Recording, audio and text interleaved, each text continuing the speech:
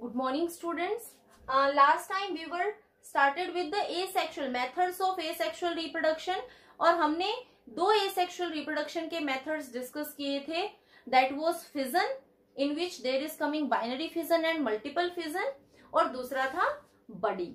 जो तीसरा मेथड है asexual reproduction का, that is spore formation. बहुत सारे ऑर्गेनिजम्स, एग्जाम्पल फंगस, कुछ bacteria like cocci, bacillus, they use the method of spore formation. वो कौन सा मेथड यूज करते हैं? स्पोर फॉर्मेशन का मेथड यूज करते हैं. अगर मैं स्पोर फॉर्मेशन के मेथड को एक्सप्लेन करूं, सो what is happening here? Is circular a globular structure is forming. इस ग्लोबुलर स्ट्रक्चर को हम क्या बोलते हैं? स्पोरेंजियम बोलते हैं. सो एक स्पोरेंजियम बनता है और इस स्पोरेंजियम के अंदर मल्टीपल न्यूक्लियर डिवीजन्स होते हैं. हमने मल्टीपल न्यूक्लियर डिवीजन किसमें देखे थे? मल्टीपल फिजन में. तो मल्टीपल फिजन की तरह मल्टीपल न्यूक्लियर डिवीजन होते हैं और हर एक न्यूक्लियस से क्या बनेगा? एक स्पोर बनेगा. So inside a sporangium 1000 of spores are present, और जैसे ही ये स्पोरेंजियम बस्ट होगा वहां से स्पोर्स बाहर आना स्टार्ट हो जाते हैं. So we can simply show this process of spore formation in a fungus. Fungus के बारे में हम जानते हैं, माइसीलियम इज देयर, कुछ डीप स्ट्रक्चर्स होते हैं हाइफी, और उसके ऊपर कुछ स्टॉक लाइक स्ट्रक्चर्स प्रेजेंट होते हैं जिन्हें हम स्पोरेंजियोफोर बोलते हैं. And on these sporangiophore globular structures are appearing, और ये ग्लोबुलर स्ट्रक्चर्स क्या हैं? स्पोरेंजियम है. सो दीज आर हाइफी जो इन्हें न्यूट्रिशन एब्जॉर्ब करने में हेल्प करते हैं. ये जो स्टॉक लाइक स्ट्रक्चर्स ऊपर प्रेजेंट होते हैं, दीज आर स्पोरेंजियोफोर, और इन स्पोरेंजियोफोर के ऊपर बल्ब लाइक स्ट्रक्चर्स अपीयर होते हैं and these are known as sporangium. इन स्पोरेंजियम के अंदर there will be multiple nuclear division, बहुत सारे न्यूक्लियाई होंगे और हर एक न्यूक्लियाई किस में हेल्प करेगा? एक इंडिविजुअल स्पोर फॉर्म करने में हेल्प करेगा. So this is how spores are going to form. 1000 of spores, और जब ये स्पोरेंजियम आफ्टर मैच्योरेशन, जब ये मैच्योर होता है, so these spores are going to come out. ये spores easily, these are very light weight, बहुत छोटे साइज के होते हैं, वेट में बहुत लाइट होते हैं. So they can spread easily with the help of water, और it can be with the help of air या बाकी किसी इंसेक्ट की हेल्प से भी इजिली मूव करते हैं. Now these spores they can withstand unfavourable conditions. ये अनफेवरेबल कंडीशंस में इजिली सर्वाइव करते हैं because they are having the outer protective covering, that is cyst. तो सिस्ट इनको हेल्प करती है अनफेवरेबल कंडीशंस में सरवाइव करने में. जैसे ही फेवरेबल कंडीशंस आएंगी, सिस्ट विल ब्रेक और ये स्पोर जर्मिनेट करना स्टार्ट कर देते हैं and they give rise to new organism. अगर ये फंगस का स्पोर है, so it will give rise to a new fungus. This is a method of asexual reproduction. Now always remember, जहां survival के चांसेस कम होते हैं, just like we are talking about fungus, तो वहां पर स्पोर्स कितने प्रोड्यूस हो रहे हैं? Thousands in number. So reason is कि इनमें से अगर ज्यादातर को अनफेवरेबल कंडीशंस मिली और वो ग्रो नहीं कर पाए, तो at least few of them will able to grow if they are getting the favourable conditions. So अपने चांस ऑफ सर्वाइबिलिटी को इंक्रीज करने के लिए यहां पर मल्टीपल 1000 ऑफ स्पोर्स प्रोड्यूस किए जाते हैं. The next one is, other than spore formation, is fragmentation. Example of spore formation, you can write down the fungus like Rhizopus, that is commonly known as bread mold. So another one is fragmentation. Name is saying fragmentation means into fragments. So whenever an organism is completely growing complete growth हो चुकी है organism की, then it is going to divide into various fragments, और हर एक fragment किस में develop होगा, एक नए ऑर्गेनिज्म में डेवलप होगा। इसका सिंपल सा एग्जांपल है Spirogyra. Spirogyra is a algae, it is a filamentous algae, एक फिलामेंट शेप का एल्गी है विद अ सिंपल स्ट्रक्चर। और जब स्पाइरोगायरा कंप्लीटली ग्रो कर जाता है, then this Spirogyra is going to break into fragments, और हर एक जो फ्रेगमेंट है, that fragment is, suppose I am drawing Spirogyra over here, each and every fragment is going to grow into a new spirogyra. This is what is happening in spirogyra. Suppose this is going to divide into 3 segments.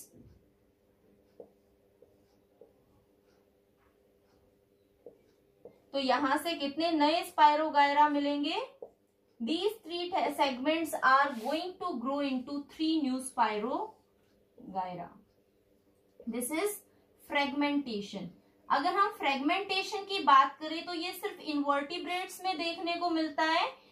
In plants, some of the lower plants like algae,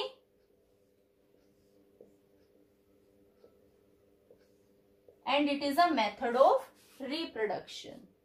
I am telling these things because the another term is almost similar to fragmentation, so you must know the difference between fragmentation and regeneration. So fragmentation is basically used for the purpose of reproduction. ये invertebrates में देखने को मिलता है, और यहाँ पर organism अपने आप से फ्रेगमेंट हो जाता है और हर एक फ्रेगमेंट एक कंप्लीट न्यू ऑर्गेनिज्म में डेवलप करता है। दूसरा जो प्रोसेस है एसेक्सुअल रिप्रोडक्शन का, दैट इज रीजेनरेशन। रीजेनरेट करना मीन्स दोबारा से जनरेट करना, दोबारा से ग्रो करना। So this process of regeneration is when a part of a organism is cut, then that organism is going to regenerate or regrow the lost part. So it is to regenerate the lost part. बहुत सारे organism ऐसे हैं, कुछ invertebrates और vertebrates, कि अगर उनकी body का कोई भी सेगमेंट कट हो जाता है, then they are going to regrow their lost part, और उस प्रोसेस को हम क्या बोलते हैं, रीजनरेशन बोलते हैं। सो इन कुछ ऑर्गेनिजम्स में it is used as a asexual reproduction also, और कुछ ऑर्गेनिज्म सिर्फ बॉडी के कुछ ही पार्ट्स को रीग्रो कर पाते हैं, कंप्लीट बॉडी को रीग्रो नहीं कर पाते हैं।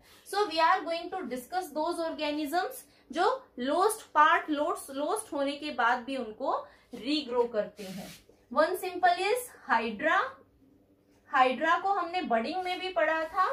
सो the normal method of reproduction in hydra is budding, but if because of any of the mechanical injury, किसी भी mechanical injury की वजह से हाइड्रा का कोई भी पार्ट कट होता है, so this hydra is having the ability to regrow its lost parts. Suppose this hydra is cut into 3 pieces. This is the upper head region, the middle portion and the lower portion. This hydra is, each part is having the ability to form its lost part. So from here 3 new hydras will be formed. So we are saying this is the process of regeneration. This is how it is taking place. We can take one more example, that is planaria.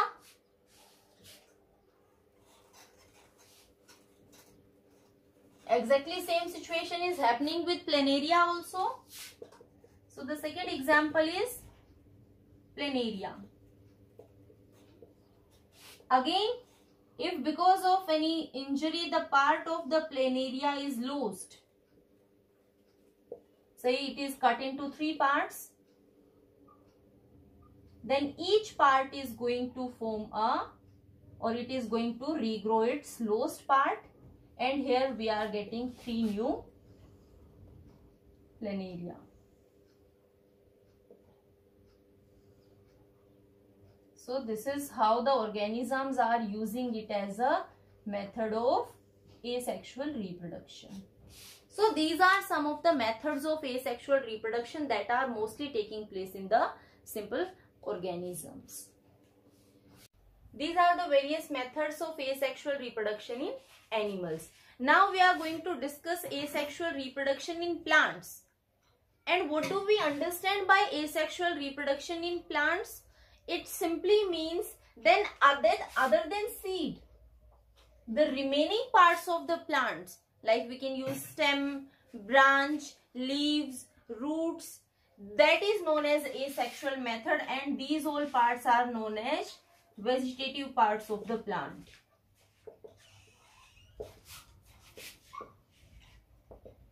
Whenever we are using leaves, stem, branches, roots for propagation of a new plant, for the growth of a new plant, that method is known as, in plants it is known as vegetative propagation. Plants में उसको क्या बोलते हैं? Vegetative propagation बोलते हैं. Seed की जब हम बात करते हैं, see how the seed is forming. Flower is there, flower में पॉलिनेशन होगा, पॉलिनेशन के बाद फर्टिलाइजेशन होगी और फर्टिलाइजेशन के बाद क्या बनेगा? सीड बनेगा. सो seed is formed because of sexual reproduction.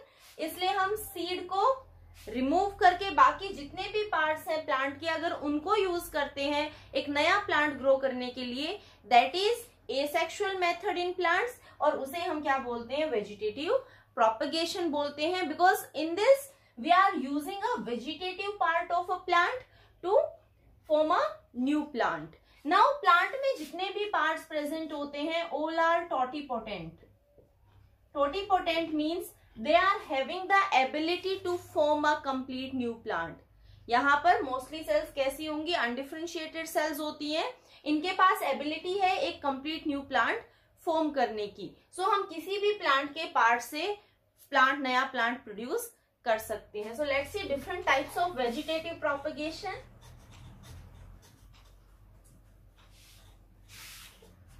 So in some of the plants, for example Bryophyllum,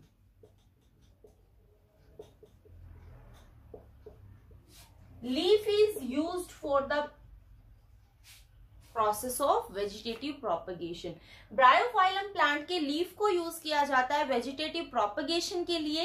reason behind this is, जो ब्रायोफाइलम प्लांट का लीफ है दैट इज कंटेनिंग बड्स. उसके एजेस पर बड्स प्रेजेंट होती हैं.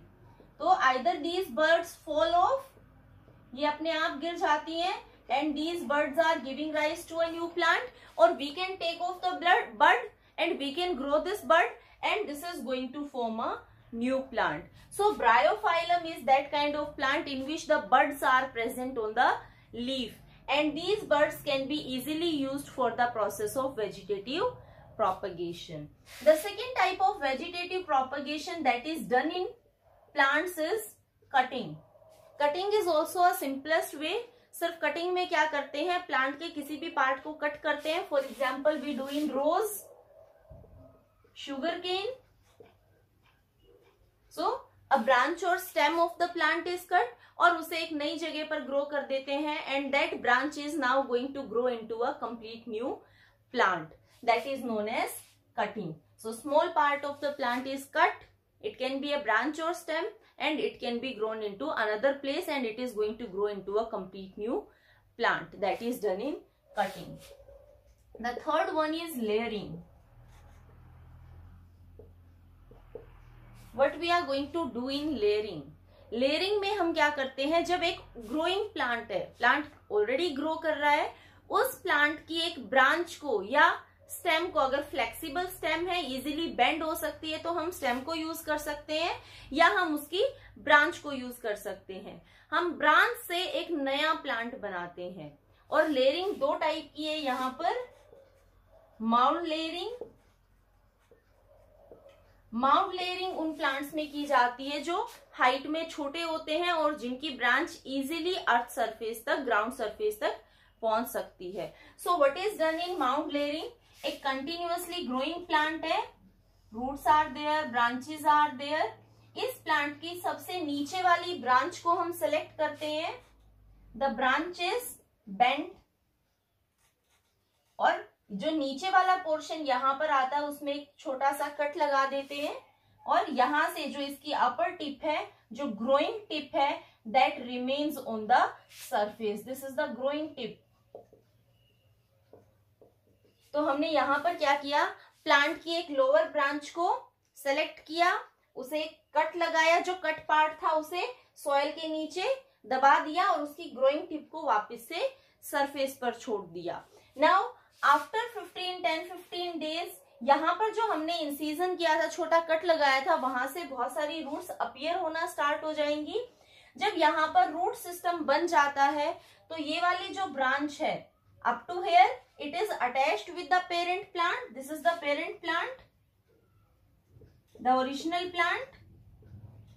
जब तक कि प्रॉपर रूट सिस्टम नहीं बनता है तब तक ये ब्रांच प्लांट के साथ अटैच रहती है.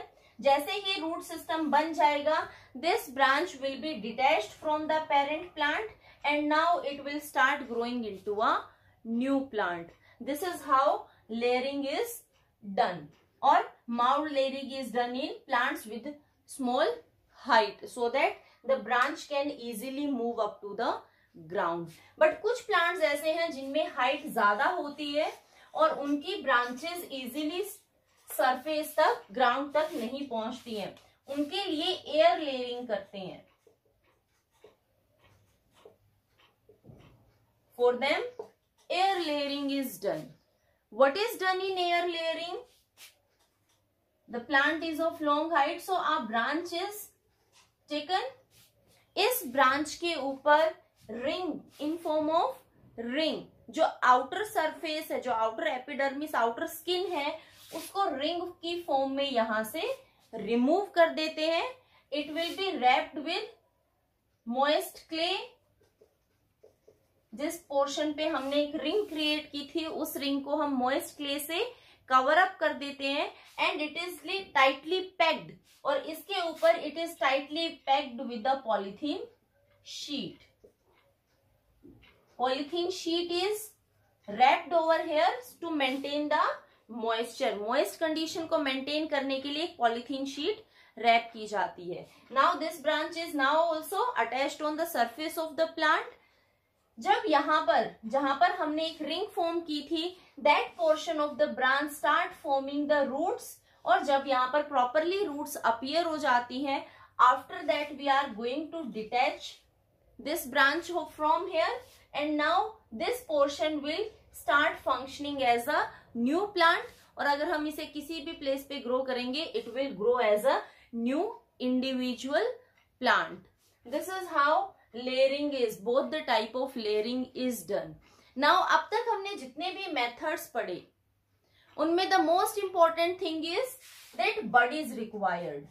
हम जब भी किसी पार्ट को ग्रो करते हैं, प्लांट के वेजिटेटिव पार्ट को, द नेसेसरी थिंग इज उस पार्ट पर क्या होनी चाहिए, बड होनी चाहिए, because bud is the growing part. So the new plant is going to come from this bud.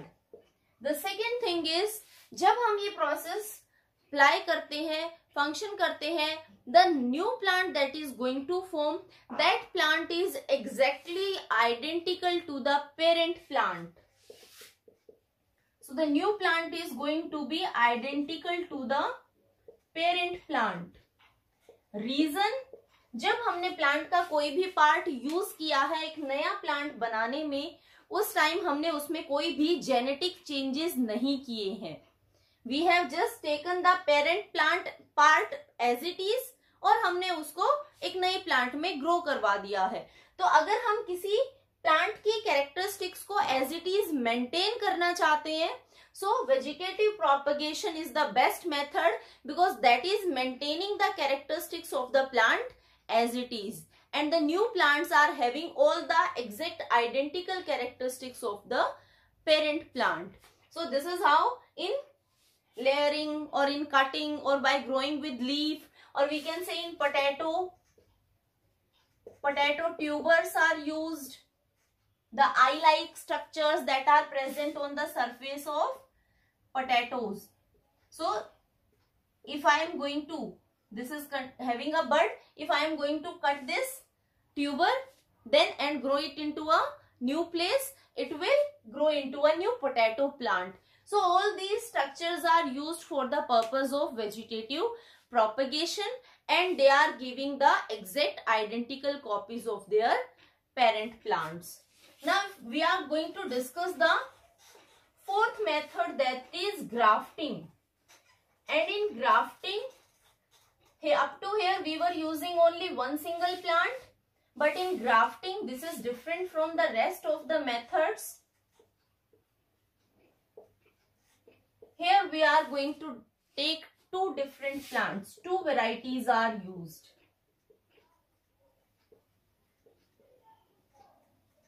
So two plant varieties are used over here. That means the new plant that is going to form, जो नया plant बनेगा उसमें कितने plants की characteristic होंगी, दो plants की characteristics होंगी, और we can call it as a hybrid. एक hybrid बनेगा जो दो plants की characteristic को carry करेगा. Now जब हम grafting के लिए दो plants को select करते हैं, then we are going to choose those plants on basis of some of the characteristics. तो क्या characteristics हैं जिनके basis पे हम plants को use करते हैं? जो फर्स्ट पोर्शन हम सेलेक्ट करते हैं ग्राफ्टिंग के लिए, that is known as stock. Stock will be that portion that is containing a shoot system, a small shoot system and a root system. Stock कौन सा पार्ट होगा? Stock will be the lower part. Lower part के पास क्या होना चाहिए? एक root system होना चाहिए और कुछ स्टेम सिस्टम होना चाहिए. Now this is stock. कौन से प्लांट का हम स्टॉक सेलेक्ट करते हैं? We basically select stock from a local variety. हम एक लोकल वेराइटी से स्टॉक सेलेक्ट करते हैं. रीजन इज लोकल वेराइटी जो होगी, जो एक लोकल एरिया में कंटिन्यूअसली ग्रो कर रही है from many years, so that will be adapted to that particular environment. वो लोकल वेराइटी उस एनवायरमेंट में अडेप्टेड होगी. उसका water conduction system that will be better. So we are going to choose such a plant which is having a better conduction system. क्योंकि lower जो plant part है उसका main role क्या है? सोयल से वाटर एब्जॉर्ब करना, minerals absorb करना और उसको अपर पार्ट्स तक कंडक्ट करना. So this portion should have a better conduction system. जो सेकेंड पोर्शन होता है that is attached with this part on the upper side, that is known as scion. इसके ऊपर अटैच किया जाता है सायोन को like this way. There is a incision made inclined plane में कटिंग इज डन, और कटिंग इस तरीके से की जाती है कि दोनों प्लांट्स एक दूसरे के ऊपर प्रॉपरली फिट हो जाएं, और इनका जो कैम्बियम है, जो वेस्कुलर कैम्बियम है, that should be in a line, a straight line. दोनों का कैम्बियम एक स्ट्रेट लाइन में होना चाहिए और दोनों एक दूसरे के ऊपर प्रॉपरली फिटेड हो. इस तरीके से सायोन को कट किया जाता है और स्टॉक को भी उसी एंगल में कट करते हैं. Now scion is going to be that part of the plant जहां पर क्या लगेंगे? Flowers and fruits. So this part is going to have flowers and fruits. That means scion हम उस प्लांट से सेलेक्ट करते हैं that the plant with better quantity and better quality of flowers and fruits. So this is the upper part, और इस upper part के पास क्या होना चाहिए? Better quality and quantity of flowers and fruits. ऐसे प्लांट से हम क्या सेलेक्ट करते हैं? सायोन सेलेक्ट करते हैं. सो this is how grafting is done. दोनों को एक प्लेन में कट करके एक दूसरे के ऊपर प्लेस किया जाता है. वेस्कुलर कैम्बियम को हमेशा एक दूसरे के ऊपर प्रॉपरली ओरिएंट किया जाएगा and then this portion will be wrapped with a polythene sheet. और थोड़े दिन बाद this is going to here cell division will take place, this injury is going to heal, यहाँ पर नई सेल्स आ जाएंगी और ये दोनों प्लांट्स एक दूसरे से ज्वाइन हो जाएंगे and they will grow as one single individual plant, but they are formed from two different type of plants. तो इस तरीके से ग्राफ्टिंग से हम इन one, you can say one more thing you need to know, एक stock के ऊपर एक से ज्यादा सायोन्स भी लगाने पॉसिबल हैं। There are various methods through which grafting is done and more than one scion can be attached on one single stock. हमने सिर्फ एक की ही बात की है। So this is how grafting is done. The another one is tissue culture, or tissue culture is also known as micropropagation.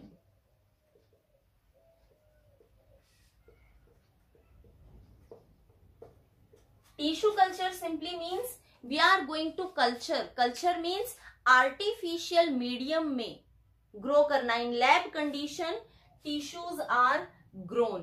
हम plant की बात कर रहे हैं तो टिश्यूज हम कहां से लेंगे, हम प्लांट से टिश्यू लेते हैं, small tissue is taken from the plant और उस टिश्यू को हम लैब में ग्रो करते हैं। सी, जब तक टिश्यू प्लांट के पास प्रेजेंट है, प्लांट के साथ अटैच्ड है, तब तक टिश्यू की ग्रोथ के लिए कौन रिस्पॉन्सिबल है, plant is responsible.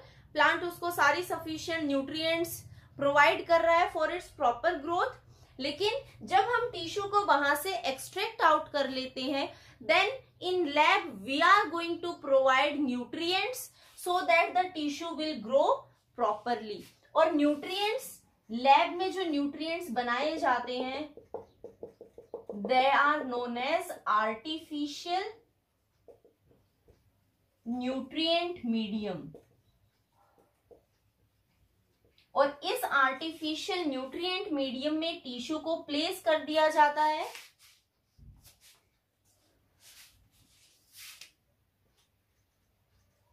so that this artificial condition is carrying all the requirements, all the essential things that are required by the growth of required for the growth of the tissues। और ये tissue यहाँ पर grow करता है। That's why it is known as micro propagation. Micro means a very small section of plant is used for propagation, for formation of new plants. तो plant को बिना harm किए प्लांट से सिर्फ एक छोटा सा सेक्शन लिया जाता है और उस छोटे से पार्ट से एक कंप्लीट नया प्लांट बनाया जाता है। Now in this nutrient medium, this tissue, the cells are present over here. These cells are going to grow, वो कंटिन्यूअसली ग्रो करेंगी and they are going to form multiple cells. We can say a mass of cells is formed and this mass of cells that are going to form in the nutrient medium, this mass of cells is known as callus. What is callus? Callus क्या है? Callus is a mass of undifferentiated cells. 9th class में आपको पहले भी बताया था, I am repeating it again.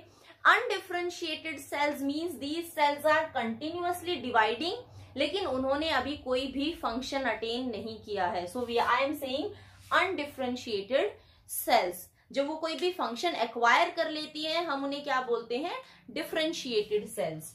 So callus is mass of undifferentiated cells. और ये अनडिफरेंशिएटेड सेल्स कैसे बनी है, कंटिन्यूअस सेल डिवीजन से बनी है। अब इस कैलस को डिफरेंट न्यूट्रिएंट मीडियम में ट्रांसफर किया जाता है। रीजन क्या है, डिफरेंट न्यूट्रिएंट मीडियम्स में हॉर्मोन्स की रेशियो मेंटेन की जाती है और ये हॉर्मोन्स की ratio root system and then shoot system form करने के लिए रिस्पॉन्सिबल होती है। सो यहां से मास ऑफ सेल्स को एक दूसरे न्यूट्रिएंट मीडियम में ट्रांसफर किया जाएगा। That medium is going to initiate the formation of root system और रूट सिस्टम के बनने के बाद उन्हें वापस एक न्यूट्रिएंट मीडियम में ट्रांसफर करते हैं, जहां से क्या बन जाएगा, शूट सिस्टम बन जाएगा। तो अब हमारे पास जो टिश्यू था वो किसमें कन्वर्ट हो गया है, that is going to convert into a small plantlet. एक स्मॉल प्लांटलेट में कन्वर्ट हो गया, जिसके पास अपना एक खुद का रूट सिस्टम है and also a shoot system. अगर प्लांट के पास ये दोनों ही चीजें हैं तो that plant is independent to grow into, this plantlet is independent to grow into a new plant. हम इसे ग्रो कर देते हैं फील्ड में and this is going to develop into a new plant. तो हमने एक छोटे से सेक्शन ऑफ प्लांट से थाउजेंड ऑफ प्लांटलेट्स बना लिए and these thousand of plantlets again कैसे हैं, पेरेंटल टाइप, पेरेंट्स के जैसे हैं, क्योंकि हमने टिश्यू में कोई भी जेनेटिक चेंज नहीं किया है, genes are still like that integrated. तो यहां से एग्जैक्टली सेम कॉपी बन जाएंगी पेरेंट प्लांट जैसी ही, and that also multiple, thousands in number. This is the advantage of tissue culture. So what are the advantages of tissue culture? First thing, हम tissues mostly कहाँ से ले लेते हैं, we are taking meristematic tissues. हम plant का meristematic tissue ले लेते हैं। हमें पता है meristematic tissue is actively dividing, बहुत ज्यादा डिवाइड करता है और वहां पर सेल्स कैसी होती हैं, अनडिफरेंशिएटेड होती हैं। Another advantage of using meristematic tissue is यहाँ पर जो plants develop होंगे they will be viral resistant, वो वायरल डिजीजेस से रेजिस्टेंट बनते हैं। तो अगर प्लांट्स रेजिस्टेंट होंगे तो हमें बहुत ज्यादा इंसेक्टिसाइड, पेस्टिसाइड यूज करने की जरूरत नहीं होती है। So this is how tissue culture is advantageous. दूसरी चीज, we are not harming the plant, हम प्लांट को कोई हार्म नहीं कर रहे हैं, we are just taking a small tissue and plant is going to cover this small tissue by another division. और एक टाइम पे छोटे से टिश्यू से हमारे पास थाउजेंड्स ऑफ नए प्लांटलेट्स बन रहे, so the number of plants that we are going to produce is again more. तो हमने प्लांट की आइडेंटिकल एग्जैक्ट कॉपीज बना लिए with the help of tissue culture. So these are some of the advantages जो कि हमें tissue culture से मिलती है। These were different methods of vegetative propagation. Now you need to find out what are the advantages of vegetative propagation.